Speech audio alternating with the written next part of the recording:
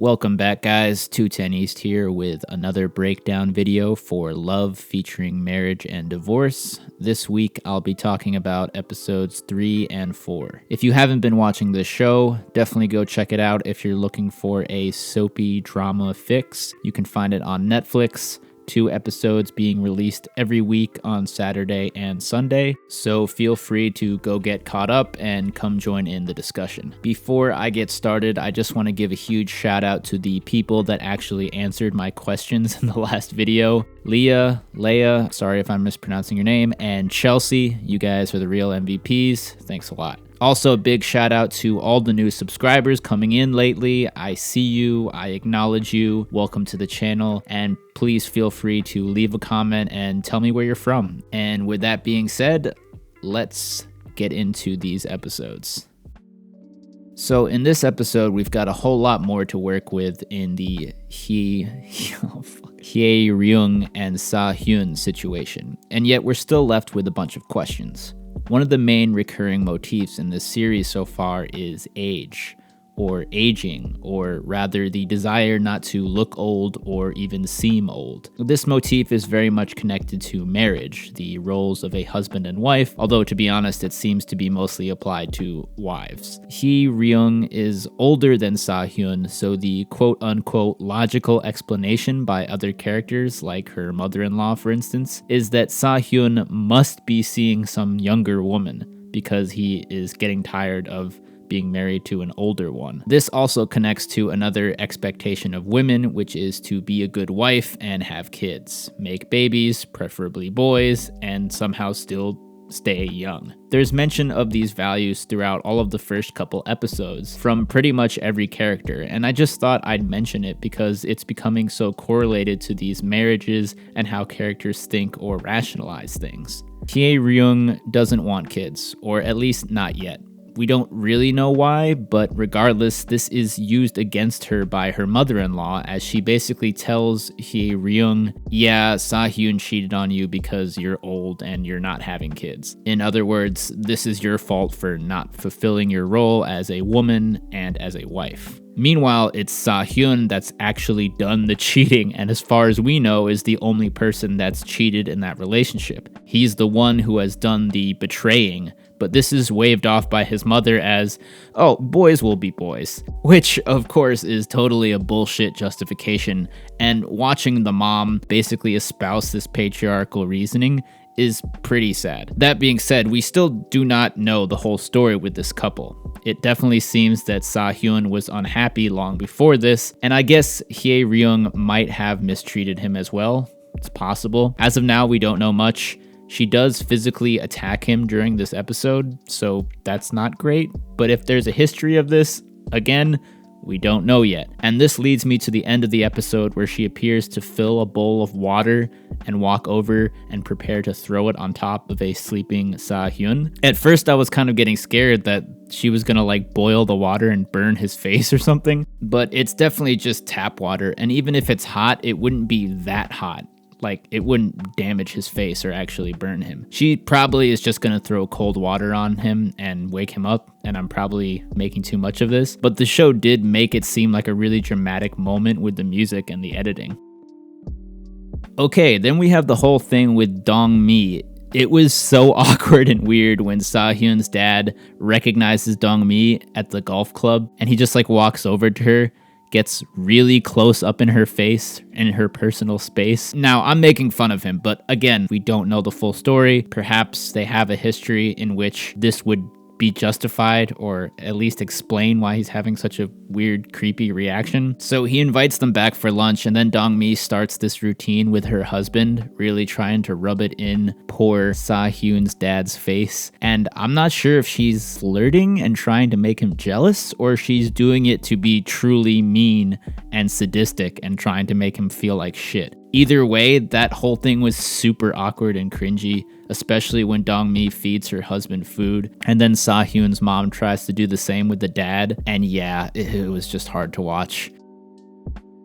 Okay, so then we have more bricks laid onto another theme in this show, which is the difference between a marriage with kids and one without them. When we talked about Hye Ryung and Sa Hyun, one of the mother's points in her advice that she gives is that Hye Ryung should agree to having kids because, quote, kids are like a bridge between a husband and wife. So we can see the differences between the paths to divorce for Hye Ryung and her marriage, and Si-yoon and hers are largely based on the fact that there are children involved. It's funny how this dynamic is shown in different lights by the show. On the one hand, we can look at Si-yoon's situation, and even Pi-young's mother's story, and say, hey, if you don't want to be with someone you're with, fine. That's terrible and you're going to break their heart, but at least it's just between you two. It's a situation that only involves the two of you. But when there's kids involved, it's even worse, and there's an added incentive to make it work for the kids. On the other hand, that doesn't mean that just because Sa-hyun and Hye Ryung don't have kids, it automatically makes it okay for him to cheat, or that it's her fault for not wanting kids. These values of kids over wives in the eyes of husbands is expressed in the very first episode, and this is shown in a good way in some instances, but also used against women in other cases, like Hye Ryung or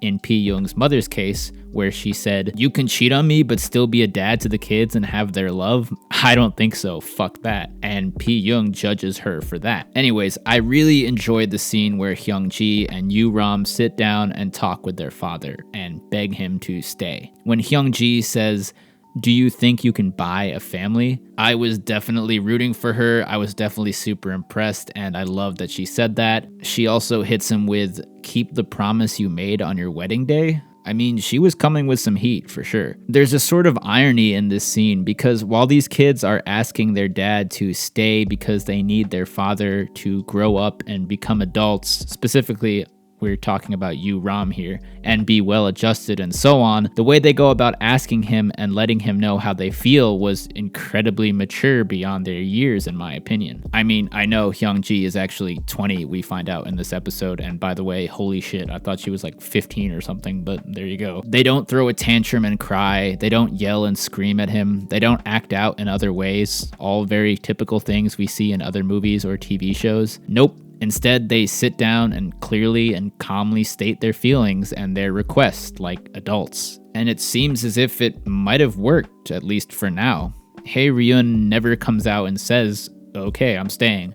But it seems that way for the rest of the episode. And him and Si-yoon even have what appears to be a pretty productive talk later on in bed. Also, another funny thing about the kids being mature, usually when a divorce is threatened or on the horizon, it seems like the trope is that parents get their kids some kind of big gift to make them feel better out of guilt. But instead, it's the kids who get their mom a present in this situation. But anyways, it was also great to see Hye Ryun have to come face to face with the fact that him wanting a divorce isn't just between him and his wife, but between his whole family, and that he's not just throwing away his duties as a husband, but also as a father. Okay, so it was great to see some progress between Pi-young and her mom. It looks like Pi-young is finally admitting that she still somewhat loves her mom and wants her to be happy, even if it's just a small part of her for now. She also shed some light on her reasons for not wanting her mom to see Ji-ah, and okay, I can understand that. It was encouraging to hear Pi-young say she will eventually come around and that she just needs time. Unfortunately, it seems like her mom might not have that kind of time, because it is revealed she is definitely terminally ill. So yeah, I just hope that this full-on reconciliation happens before the mom's time is up. Also, we get a little more info on how Pi-young met Yushin. Fuck. It seems like she had him marked as her target from the beginning, and from what we heard so far, I don't think this really makes her a gold digger or anything, but it's still interesting to know, and it sheds more light on this burden she carries around for constantly trying to be perfect and to not have her husband lose interest in her, to not seem old. Again, we can think back to the motif discussed earlier and the pressure this puts on women to be and act a certain way.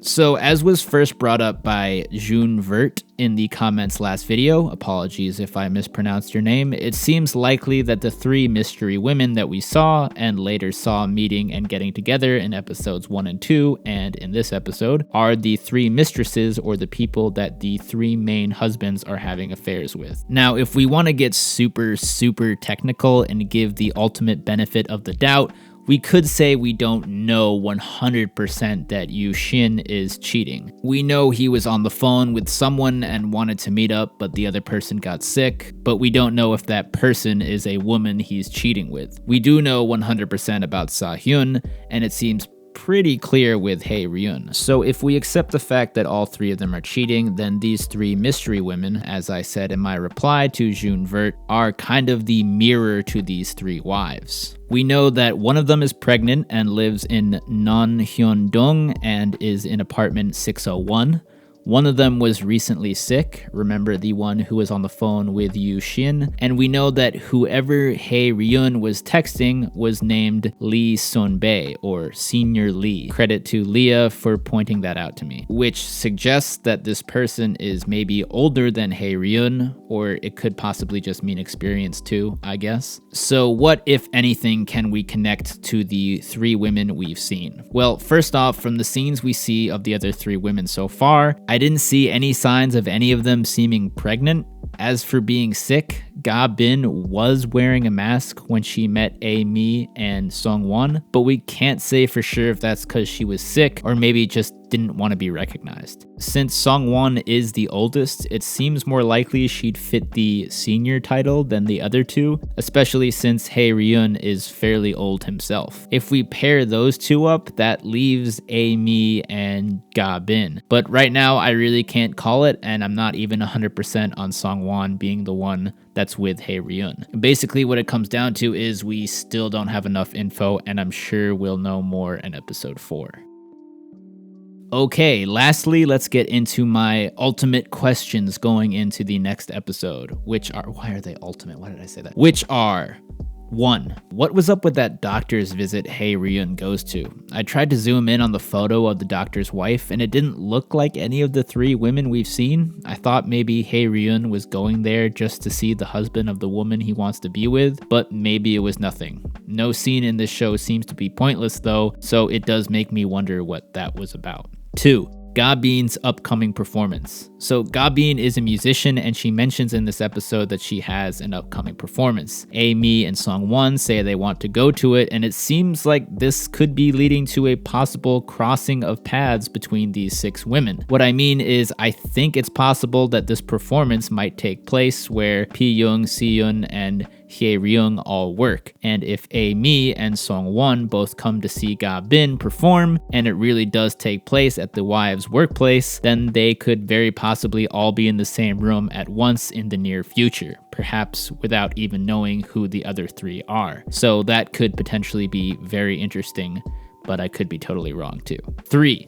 Lastly, what's the deal with that older guy from the radio station? The dude that works with all 3 of the wives but seems slightly more connected to Pi-young? In the first episodes, he's subtly worked into the plot, and there's a very brief moment when Pi-young sees him when the elevator opens. I thought this could be nothing, but then it happens again in this episode. He's given his own solo shot when he arrives at the Gulf Country Club, and we get a reaction shot from Pi-young when she sees him there, although it's hard to tell from her expression how she feels about seeing him. He's also shown in the preview for episode 4, so yeah, what's up with him and Pi-young, if anything? Alright, that's it for episode 3. Let's get into episode 4, where everything I just said will probably be fucking debunked and made pointless.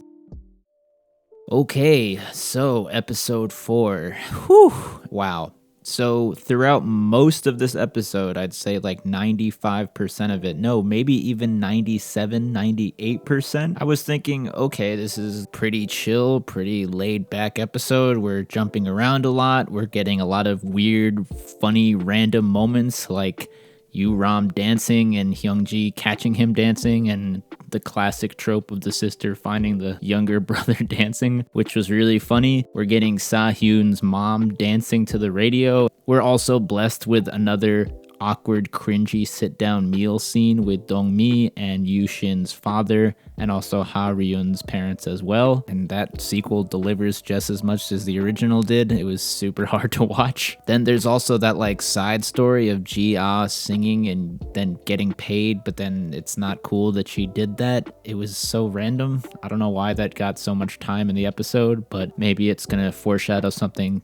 to come later in the show. Anyways, so we're just coasting, and then of course we get to the end, and holy shit, what the fuck. But before I get to that, let's just cover everything else that did happen in this relatively chill episode, apart from the end, of course. So we're still seeing Sa-hyun trying to get his way and get out of this situation in which he has cheated on his wife, gotten his mistress pregnant, and now wants to divorce his wife so he can have his kid with his mistress and get back on track with that family. I'm having a little bit of a hard time when he says things like, "Can't you see this from my perspective?" to his mom. He's sort of saying that to the audience as well, right? And it's pretty hard for either us or the mom to see things from his perspective when we don't know what his perspective is. He won't tell us who the girl is, why he fell in love with her, why he fell out of love with Hye Ryung. It can't just be because she didn't want kids, although that seems to be a pretty important reason. And yeah, he wants people to see it from his perspective, yet he won't offer it, and then still expects everyone to like help him out and get his way. And he's telling his mom, "Oh, don't take my side, or don't take her side, just stay neutral." But he's not really acting like that. He wants his mom to help him. He wants his parents to help him. I will grant him that, yes, again, in this episode, Hye Ryung is beating him with pillows again, and it seems pretty harmless, like she's just mad and doesn't seem to be trying to hit him too hard. But if we reverse the genders, of course, that would be totally unacceptable, and I think it's totally unacceptable either way, so it's not cool that she's doing that, and we've seen her do that over a couple episodes now, so that's definitely something we can count against Hye Ryung. Also, we see that the water in the bowl that she was going to throw on Sa-hyun's head didn't come to anything. She trips and falls and spills the water, so that never happens. But we do see Sa-hyun say to his mom that, "Oh, well, I could have had a heart attack if she splashed me with that water." I don't know if anyone out there has any medical experience or knows this for sure, but he's gonna have a heart attack if he gets hit with water? I really did not know that was a thing. If so, and if she knew that, and if she was gonna do that intentionally, then that's pretty shitty. If not, it seems like he's overreacting. I can't really call that one. I also think it's pretty funny how Sa-hyun's dad is the one that seems to care more about the wife in this whole situation, meaning Hye Ryung, and how she's been wronged. Also, we saw last episode how Sa-hyun's mom kind of suggests to Hye Ryung that, yeah, this is kind of your fault for not wanting kids. She kind of doesn't really say it, but she says it. But in this episode, she just blatantly says it to her husband. "Oh, it's actually Hye Ryung's fault for not wanting kids. It doesn't mean that your son didn't cheat and that he didn't do something wrong." It's ridiculous. I did really enjoy the moment in this scene, though, where Sa-hyun's dad says, "Not all men are animals, we don't all think alike." And I'm thinking, yes, finally someone is standing up for my gender, because we are looking real bad in this show so far, guys. Real bad. Okay, so in other news, the older guy from work that I was talking about last time that I thought may be connected to Pi-young, his name is Mr. So, or So-ban, and we really get to find out a whole lot more about him when he takes out all three of the wives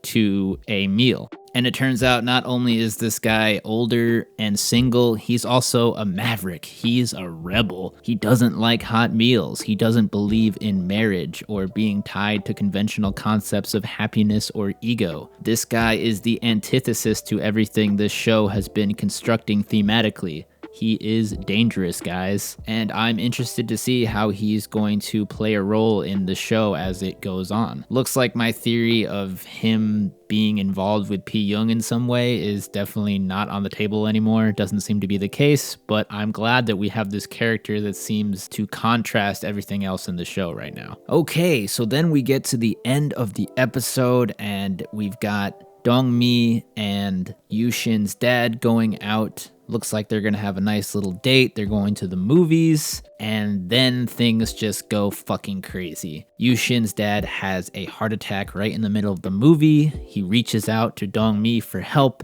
and he can't really talk, obviously, because he's in the middle of a heart attack, so he just kind of grabs her and looks at her, and she just fucking lets him keel over. She just kind of looks at him. She's like, nah, bro. He's like, what the fuck? Are you serious? And she's just there chilling, keeps watching the movie, and has this sort of crazy smile. And wow, I just didn't see that coming. So the question is, I guess, was she planning this all along? Either way, there was definitely intention in her not helping him. So it's pretty clear that she was cool with him dying, or that she wanted him to die.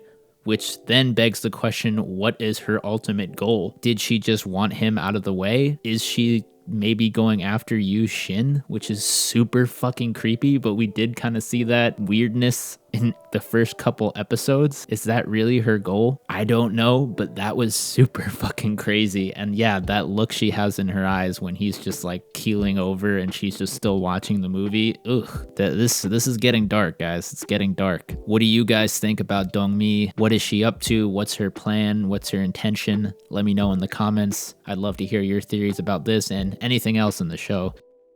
So in this episode, we don't get that much of an update on this. We find out that Hae Ryun has been having an affair for almost a year now. We see the three mystery women, or Ga Bin, Ami, and Songwon, all having dinner together. And in their conversation, it's revealed, I think, that they're all single freelancers. Not sure if that's referring to their jobs or their romantic strategy, but it is interesting that it's mentioned that most of them have no family in Korea, which I'm seeing as kind of a theme in this show. People who have family, what family means, and others who don't have family around. That would include Hae Ryung, right? She doesn't have that much family that's in Korea. Also, at the beginning of the episode, we see Ami driving. She stops and cries about what we don't know. We see Ga Bin shopping. She looks at a dress, but then goes for another one. Don't know what that means either. And then we see Songwon, I believe, in church, and she's praying for something and looks very distressed. There's also a little montage scene where we see all three husbands going to different apartments, presumably to visit their mistresses, but again, nothing is really revealed. So we'll just have to keep waiting. What do you guys think? Have you seen any clues that I haven't mentioned? Who do you think goes with who? Or do you not think that those three women are the mistresses at all? Let me know in the comments, and I'll see you guys next week. And I'm TwoTenEast, and have a great day, and all right.